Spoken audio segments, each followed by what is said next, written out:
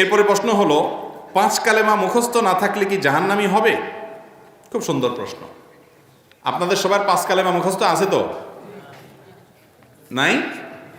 সর্বনাশ ভাই। 5 কালেমা কি কি আছে? কালিমায়ে তাওহীদ, কালিমায়ে শাহাদা, কালিমায়ে তৈয়বা, কালিমায়ে তামজিদ, আর কি কালিমায়ে রদ্দে কুফর। এই 5 কালিমা নামও তো ভালো করে মিলাতে পারি না, ওনার হেল্পে মিলাইছি।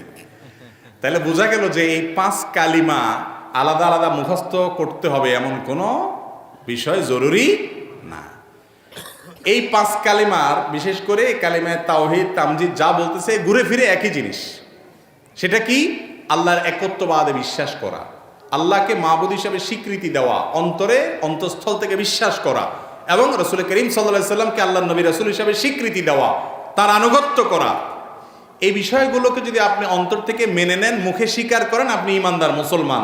এই কালিমাগুলো বিশেষ করে এই 5 কালিমা আলাদা আলাদা, এটার ভাষা আরবিতে মুখস্থ করতে হবে এমন কোনো বাধ্যবাধকতা নাই, আর এটা কোনো হাদিসেও এভাবে আসে নাই। আলেম ওলামারা ওই কালিমাতুত তাওহীদটাকে বা কালিমায়ে তাইয়্যিবাকে বা কালিমায়ে শাহাদাটাকে বিভিন্নভাবে ভাগ করেছেন, বিভিন্ন ফরম্যাটে তারা তৈরি করেছেন। মূলত কোনো হাদিস থেকে এরকম কোনো আলাদা আলাদা করে কালিমা পার্ট বাই পার্ট করা হয়নি যেগুলো মুখস্থ করতে হবে, না হলে আপনি জাহান্নামে যাবেন। মূল বিষয়টা হলো আপনার ভিতরে তাওহীদের বিশ্বাস আছে কিনা, রিসালাতের বিশ্বাস আছে কিনা।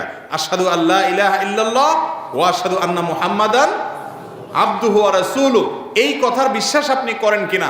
মুহাম্মদ আল্লাহর গোলাম এবং রাসূল সাল্লাল্লাহু আলাইহি সাল্লাম, এবং আল্লাহ ছাড়া সত্যিকারের ইবাদতের উপযুক্ত আর কেউ নাই, এই কথা আপনি অন্তরে বিশ্বাস করেন কিনা, মুখে স্বীকার করেছেন কিনা, এর উপরে ভিত্তি করে আপনি মুসলমান না মুসলমান। ওই 5 কালিমা যে মুখস্থ করতে হবে এরকম কোনো কথা নাই।